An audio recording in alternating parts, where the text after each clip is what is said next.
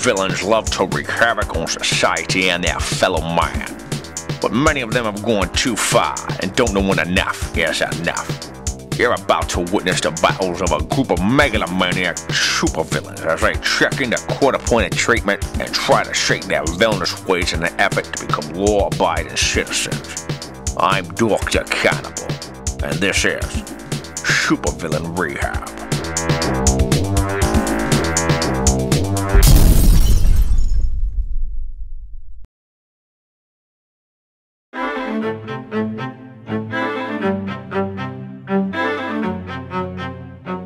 I'm afraid to say the Penis Pixie and I clashed again this past weekend, and while he may have won the battle this time, he has not won the war. It all stems from an incident involving the voluptuous Miss White. Early Sunday morning, when I was showering in the men's communal bathroom, I overheard Miss White through the walls while she was showering over in the women's bathroom. Now when I say overheard her, I don't mean I was eavesdropping or that I heard the shower water splashing against her soft, taut, succulent body. No, I mean I overheard her vigorously beating her luscious beaver in submission. Or at least I heard the raucous moans associated with it, because it wasn't like she was trying to be quiet about it at all. Now I did my best to ignore it at first by humming some of Air Supply's greatest hits, but her insistent loud moans awoke the Penis Pixie, and before I knew what had happened, he had coated the wall and shower floor with a liter of my thick mayonnaise, which of course I stepped in, causing me to slip and fall down in the shower. I ended up slapping my balls against the stainless steel faucet. Now they're all swollen and tender. I had to strap an ice pack on them in order to sit down to do this interview. Would you like to see? I can only imagine what brilliant tales of laughing and torture remedies or words of wisdom imparted by his deranged cunt mother await me tonight. This man's like a fucking crackerjack box. You just never know what kind of surprises await you when you open them up. Now I understand you had a run-in with your Penis Pixie again this weekend. Care to elaborate on what you think may have caused him to resurface? It was brought on by the sounds of your buxom employee Miss White's boisterous moans as she aggressively twittered her twat account in the shower early Sunday morning. What, may I ask, were you doing in the ladies' shower? I wasn't in the ladies' shower. I was in the men's shower. Her ecstasy was so loud it permeated through the walls. I see.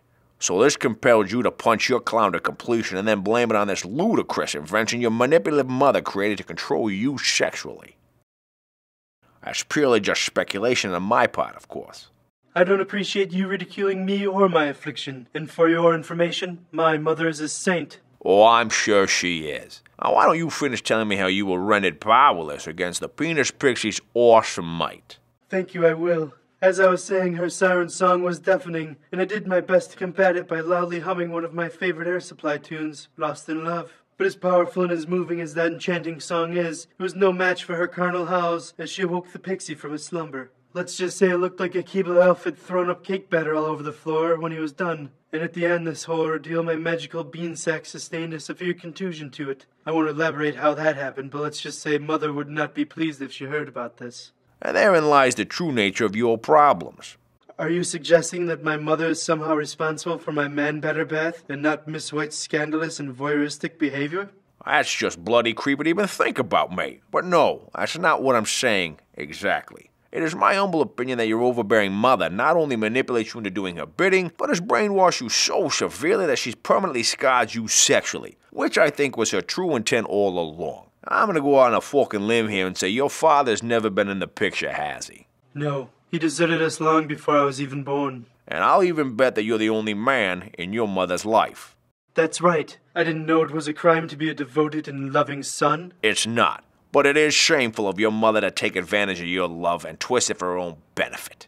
I'm sorry to say, but I honestly believe your mother is infatuated with you and is so fearful of losing you and being alone that she'll do whatever it takes to keep you with her, including sabotaging your 9 marriages and filling your head with nonsense about a Penis Pixie. If she can control you sexually, mate, then she can control you completely. Are you saying you believe my mother wants me to bone her? No, you dare fucking retard. That's not what I'm fucking saying at all. Although the thought did cross my mind. What I'm saying is your mother has a severe case of separation anxiety or empty nest syndrome and has done everything in her power to meddle in and tamper with every aspect of your life until she has gained complete control over you. Wow, that's some pretty heavy shit you've just laid on me, Doc. It's got me questioning everything about my life, especially the part about my mother wanting to ride my mighty steed. You know, now that I think about it, it was my mother who taught me everything I know about sex, from cunnilingus right on down to tossing salads. The one thing Mother always permitted me from doing was touching myself. She said it was the quickest way for the penis pixie to invade my urethra and take possession of my scrotum. Bloody hell, mate. You mean to tell me you've never arm wrestled the one-eyed vessel, badgered the witness, buttered the corn, flogged the mule, paddled the pickle, jacked yourself a soda, or beat your meat? I'm sorry, Doc, but I have no fucking idea what you're referring to. Ah, fuck off. Now you're just trying to take the piss out of me. I most certainly am not. That is disgusting. You are sorely mistaken, Doctor, if you think I want you to pee on me. It's an English expression, you daft fucking wanker. I don't want to take a piss on you, you brain-dead fetus. For fuck's sake, what the fuck's wrong with you, mate? Sorry, I'm not familiar with that term. And yes, I actually thought you wanted to pee on me. Jesus Christ, let's move on, shall we? Fuck. So basically you've never ever jacked your meat.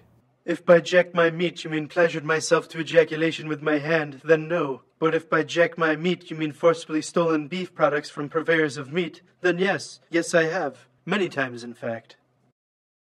I'll assume from your blank stare that you meant the first meat jacking rather than the latter. And once again, no, I haven't. It was forbidden by Mother to do such a heinous activity. That doesn't mean when it would become engorged for one reason or another, I didn't feel the urge to rip it from my trousers and strangle the shit out of it. I don't bloody blame you. It's the one thing I missed the most since my paralysis. There's nothing that quite compares to vigorously stimulating oneself manually to the point of jizzing. But this new information does shed some light on your penis, Pixie Plate. You see, you get to such an aroused state that you spontaneously ejaculate. This is usually only achieved during a wet dream, but you seem to be able to achieve this quite regularly, and has more to do with your need for release than some mythical creature terrorizing your cock. So you're saying if I butter my corn on a more regular basis, that should alleviate the unexpected man-batter baths I've been having? Absolutely. Just don't do it in the showers, please. And for fuck's sake, clean up after yourself when you're done.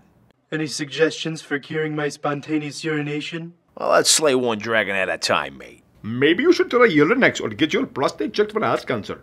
Or maybe if you manned up and stopped suckling on your mother's teat, you wouldn't piss your fucking trousers so much, you sissy wanker. Holy shit. You have a rabid carny in your office, Doctor. Do you have a stick I can beat it to death with? Oh, bring it on, Tin Man. I'll gouge your fucking eyes out, guy, and finger blast your corneas, you fucking pussyfoot mama's boy.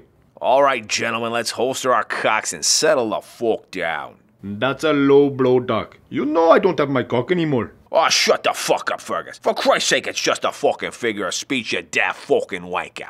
Monty, this is Fergus McShane, our head counselor here at the center, and a reformed supervillain. This foul-mouthed, bite-sized prick will be mentoring you over the next few weeks in an attempt to steer you off the path of supervillainy and onto a more productive course. Fergus is like a case of herpes. At first, its irritation is almost unbearable, but after a while it grows on you and becomes much easier to cope with. Go fuck yourself, you limp dick cripple. Blow me a cock-smoking Oompa Loompa. Okay, I think just about wraps it up for today, gentlemen. Now fuck off. I think I made a significant breakthrough today. A major victory over Mother and her penis pixie. I think what I'm most excited about is jacking my meat whenever I feel like it. And by jacking my meat, I don't mean heisting it from beef vendors. I mean beating my dick with my hand until it showers me with praise. Duh, I was orgasmically screaming out with ecstasy. But it was not from, what did he call it? Twittering twat account. At least not completely from that. I was beating beaver while Anus was plugged by thick meaty cock. What? I told you I liked it in ass. Why are you asking me who that Cossack hole is fucking? The question you should be asking is who she's not fucking, and the answer would be me. Do you know why? Because I don't have a fucking cock, you insensitive fucking bastards. Now go fuck off and die, you fucking cunts. Fucking hell, can you believe how fucking twisted a cunt his mother is? I mean, seriously, what kind of a woman brainwashes their own son in order to have control over him sexually? A dodgy fucking cunt, that's who. But it was a bloody fucking brilliant back and forth with that big dumb bastard today. I mean, I almost lost it when he thought jacking his meat was when you steal beef from, what do you call them? A purveyor of meats. Fucking genius. Hey Doc, did you hear Miss White admitted to having anal intercourse with an anonymous person in the ladies' room over the weekend? Now, why the fuck would I care who Miss White lets play in that fucking mudhole, you cruel, cheeky bastard? Just wanted to rub my nose in the fact that I have a flaccid cock, did ya? Well, then why don't the lot of you whip yours out and beat each other to death with your healthy, virile pricks, you heartless fucking wankers? I hope you all contract AIDS and fucking die.